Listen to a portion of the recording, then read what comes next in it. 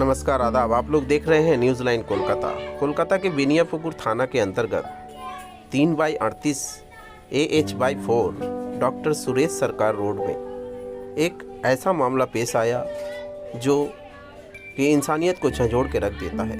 जी हाँ, ये मामला था जायदाद का मामला। ये मामला दो भाइयों के बीच है जिनके पिताजी का नाम मरहूम शेख जाने आलम है और उनके दो बेटे मुबश्शिर और फारूक बख्तियार के दरमियान है। फारूक बख्तियार जो कि बड़े भाई हैं, उनका कहना है कि उनके छोटे भाई मुबश्शिर ने धोखाधड़ी से जायदाद का हक मार लिया है, बल्कि उनका ही नहीं बल्कि और भी बहनों का भी हिस्सा छोटे भाई ने मार लिया है। और बिल्डिंग के छत पे अवैध तरीके से एक कारखाना भी चलाता है। इसको लेकर वो बहुत परेशान है। इन्होंने इस मामले को पुलिस में भी दर्ज कराया है। पुलिस इस मामले की जांच पड़ताल कर रही है। जायदाद का मामला ऐसा मामला हो जहां पे जायदाद आता है वहीं पे नीयत पलट जाती है। ऐसा ही कहना है फारूक बख्तियार साहब का कि मेरे छोटे भाई ने हमारे साथ अच्छा नहीं किया, उसने हमारे हक को मार लिया है, बस हमें हमारा हक वापस चाहिए। इस मामले को लेकर पिछले दिनों कोलकाता शहर में उन्होंने पत्रकारों से बात की। आइए देखते हैं न्यूज़ लाइन कोलकाता के माध्यम से क्या कहना है फारूक बख्तियार साहब का इस मामले में। देखते रहिए न्यूज़ लाइन कोलकाता और हमारे चैनल को लाइक, फॉलो और शेयर करना ना भूलें। अस्सलाम वालेकुम। देखिए, हमारा साथ में जो मतलब कि हमारा भाई मतलब कि हमारा तकलीफ मतलब जो चीज़ बोलने के बाद हर पेपर हमसे ले लिया उसका वाइफ, तब हमको कुछ खिला उला करके हमारा दिमागी ये खराब करके फारूक मुबश्शिर आलम पूरा घर का कागज, वो घर का आपका हम लोग का इस्लाम प्रोफेसर स्कूल का सामने वाले का घर का पेपर, बिल्डिंग का पेपर लिया। लेने के बाद अकेला कब किया कुछ बताया नहीं हमको। जब हमारा घर वाला पूरा समझो कि ठीक किया करने के बाद फिर जब हम बोला क्या हुआ ऐसा, बोले हाँ एक काम किया, हम बना लिए हैं। बनाने के बाद समझो कि फिर बोल रहा है उसमें हमारा दो भाई का अच्छा हिस्सा। फिर हम बोला कि भैया 6-6 लाख बहन लोग को दे दें। हम बोला हाँ दे दो, एक कोप का जन्म है दे दो। क्या किसको देगा? भाई बहन लोग को देगा, मगर किसी को नहीं दिया, खाली देने को। फिर लास्ट में हम बोला कि एक काम करो, एक बहन का तकलीफ बहुत है घर में रहने का, उसको एक ठो घर दो यहाँ पे। उसको सिर्फ घर दिया और एक ठो बहन का मतलब आपका आसाम में शादी हो गया था, उसका हस्बैंड का मतलब पैरालाइज मार दिया था, तो वहां पर ही जाकर के 6 लाख उसको दिया और किसी को कुछ पैसा नहीं दिया। और जब के 45 में बात किया गुलाम रब्बानी से, ये सब कुछ हमको नहीं बताया।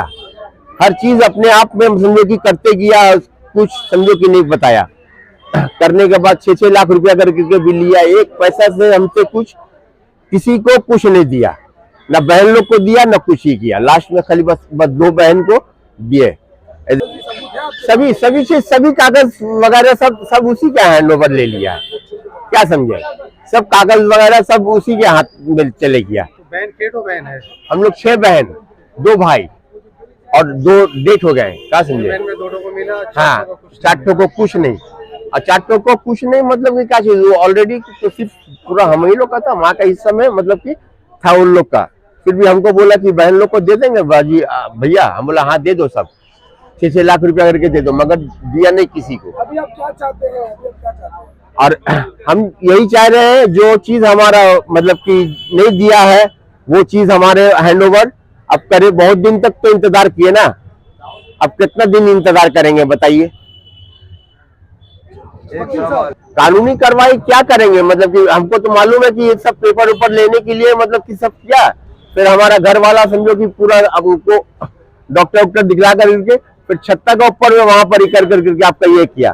छत्ता में रंग उनका कारखाना कर लिया वहां पर ही कितना। हाँ है वो इनके भाई लगेंगे, आपके भाई हुए जी हाँ। और इनके भाई ने इन्होंने जैसा बताया इनसे धोखाधड़ी से साइन करा लिया, प्रॉपर्टी पे कब्जा कर लिया है, इनको उस प्रॉपर्टी से बेदखल कर दिया गया है। और जैसा इन्होंने बताया उन्होंने एक इलीगल कारखाना चला के रखा है 4th फ्लोर पे, जिसका कंप्लेंट इन्होंने ऑफिसर इंचार्ज पूरा हम मतलब कि को किया है, डिप्टी कमिश्नर को किया है, बनियापुकुर ऑफिसर इंचार्ज को भी किया है थाना में, जिसकी पुलिस तहकीकात कर रही है कि वो कारखाना क्यों चल रहा है, किस हिसाब से चल रहा है, जिससे पूरे बिल्डिंग के लोगों को भी तकलीफ है और कुछ मोहल्ले के लोगों को भी मास पिटीशन भी किया गया है उस कारखाने के खिलाफ।